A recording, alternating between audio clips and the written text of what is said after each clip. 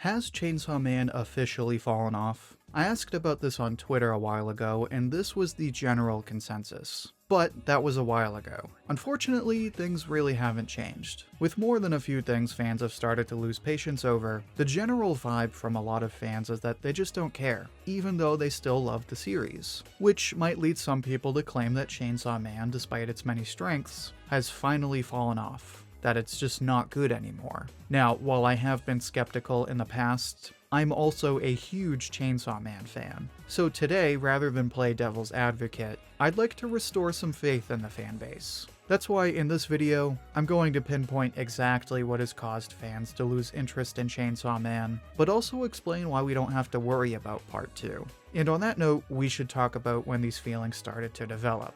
Actually, before I do that, let me just warn you that this video will contain some spoilers. Now, obviously, this isn't a Part 1 thing, it's a Part 2 thing. But this isn't something that started right away in Part 2. As a matter of fact, after the first 10 chapters or so, people were convinced that Part 2 was an improvement from Part 1. The big thing people were mainly impressed by was the pacing. Whereas Part 1 made Chainsaw Man pacing a meme, the pacing in Part 2 was a bit slower. The story took more time to introduce characters and develop its plot. So for example, in each arc in Part 1 it feels like we meet a ton of new characters all at once. In Part 2, you only meet 1 or 2, maybe 3 new characters at most in the earlier arcs. Part 2 also starts off by following in the trend of using clear roadmaps. So in Chapter 1 of Chainsaw Man, we know that the story is going to be about Denji's dream and his time with Makima. Soon afterward, we're told that the story will be about chasing the Gun Devil. And each arc going forward basically spells out what it's going to be about. This is how Part 2 starts out. It starts out with Yoru declaring that they'll kill the Chainsaw Man Devil. Then there's the Justice Devil arc. Then there's the arc where Asa and Denji meet and they go out on dates. But it's at this point that things get weird. Which, to be fair, Chainsaw Man is always weird, but weirder than usual. So at this point the story enters the Fall Devil arc. And this arc is straightforward enough. Until you realize that the Fall Devil never wanted to kill Asa or Chainsaw Man. They were working for Fami, who wanted to take control of the War Devil. But before this arc, Fami said that the Fall Devil would be the first part of the apocalypse predicted by Nostradamus. Then they said they were only using her to capture Asa. Then she says that she wants Asa to help the Chainsaw Man Church. Then we meet a whole bunch of Chainsaw Man Church members and they all go away. And Asa is put to the sideline as we focus on Denji. And Denji goes from having too much fun at the movies to karaoke to seemingly losing his mind. And that's where we are now. At least that's where we are as of chapter 155. And at this point, as you can see, Chainsaw Man pacing is a thing again. Granted, as I said, Fujimoto does state some clear goals like stopping Chainsaw Man and the Age of Devils, but as you read each new chapter, you can't help but feel like the story is all over the place. And to add to that, we're back with Denji now after we spent all this time with Asa. But before I say more on that, make sure to like the video if you're enjoying it so far. It's the easiest way to support the channel, and it helps spread the video to other viewers like you. Now, another reason Part 2 feels like it's lost its direction is because we lost Asa. Well, we didn't really lose her, but we lost her as the protagonist. At least that's what it feels like. Because once Asa joins the Chainsaw Man Church, we basically never see her. Which would be fine, but the reality is that the trade-off actually kinda sucks. Granted, we get Denji back as the focus, but there's 2 reasons why this is a letdown. First, there's a bunch of reasons why Asa was actually an improvement from Denji. She was a moral character, so we spent more time considering right and wrong. And she had her inner dialogues with Yoru, so we got more introspection. With Denji, at least lately, it feels like his character is a bit redundant. His whole thing is finding happiness and finding a normal life, which is fine, but that was like his entire arc in Part 1. Now we're getting it again with a spin, granted, but it's a lot of the same beats. So this redundancy contributes to an overall feeling of like, okay, what are we doing here? Plus, I can't help but feel that shifting from Asa to Denji happened right as people started to lose interest. I can't help but argue part of that is because we lost that moral introspection we had gotten so used to with Asa. So that's partly why people aren't as interested in Part 2.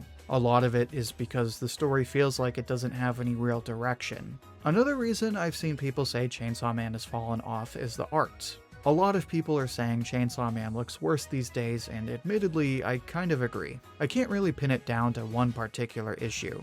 It comes down to like 2 or 3 things, I'd say. One blaring difference is the line work, or the way Fujimoto draws lines in part 2. If you look at part 1, even at the very end, line work is generally pretty thin. Then you look at chapter 155, and those boys are chunky. It's nothing but these messy, thick lines. On a similar note, I'd say another part of it is the coloring / shading. Chainsaw Man has always had a sort of flat look, partly because Fujimoto doesn't do as much character shading when compared to other manga. But especially in part 2, it just seems like it's just a lot of black and white and almost no grays. You could almost say it's gone in a similar direction as Jujutsu Kaisen, which also seems to have a flatter look.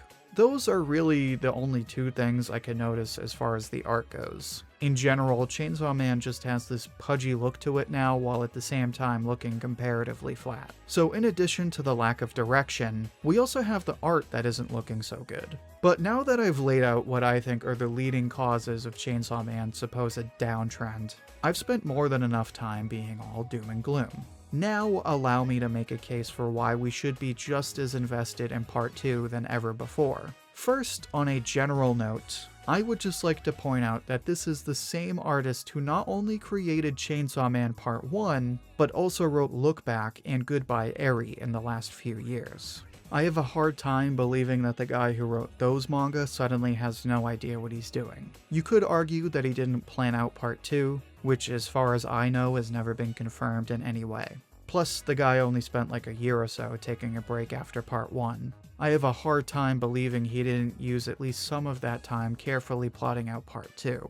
My point is, if you have faith in Fujimoto's skills as a writer, you should have faith in his ability to execute in Part 2. Now, in regard to the art, this is one I can't really defend per se. Like, if you ask me yes or no, does the art look worse? Then of course I'm going to say yes. But if you ask me does it look bad, then no, not really. It definitely seems like a downgrade, but it still carries the iconic Fujimoto look that all of his manga have.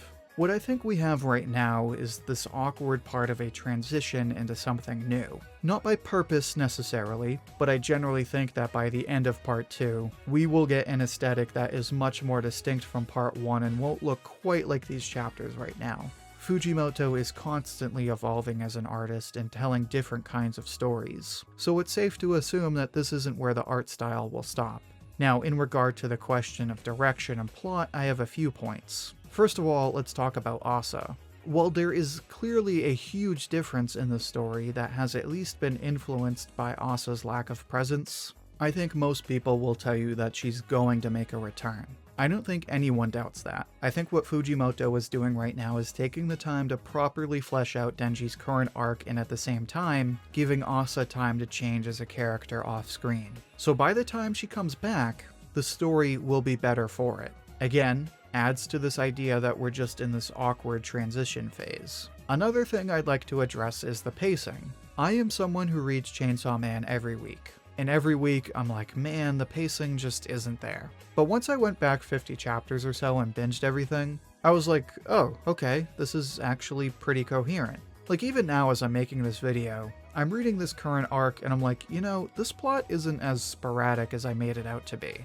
So to that, I recommend maybe letting Chainsaw Man build up or rereading the chapters. And now here's my third point, which also addresses concerns about the pacing, but more specifically the lack of direction. Here we can take a page from Fire Punch. If you read Fire Punch, the first time you go through it, you'll likely think to yourself, what the hell did I just read? But even more so than Chainsaw Man. Fire Punch makes Chainsaw Man Part 1 look like nothing. The plot in Fire Punch goes in like 50 different directions, and it takes all kinds of crazy turns. So here's my point. The more I reflect on Part 2, the more these newer chapters are reminding me of Fire Punch. And in Fire Punch, there's two things. First, by the time you reach the end, you feel like all the craziness was worth it and it actually went somewhere. Second, when you reread that story, you only reinforce how all the craziness works together and you see the big picture. So what I am saying is that I think we will ultimately come to say a lot of the same things about Part 2. Now, is the story in this really weird transition phase? Most likely. Between the art and pacing, Part 2 doesn't feel like what it used to be. But we know Fujimoto has dropped all kinds of hints about the ending. We know he's put a lot into Asa's character. He's clearly going somewhere with Denji, and we all know how talented he is. So take the time to reread the story. Read Fire Punch if you have the time. And have a little more faith in Chainsaw Man. But now I'd like to hear what you think. What do you think of Part 2? Where do you think it's going? Share your thoughts and see what everyone else has to say down in the comments. I'll pick my favorite and share it as comment of the week on my community tab. And if you'd like another discussion like this one, then check out my video on Jujutsu Kaisen's art. In that video, I analyze the artistic evolution of Jujutsu Kaisen. You can find that video in the playlist linked right here. Until then, thank you for watching, and I hope to hear from you soon.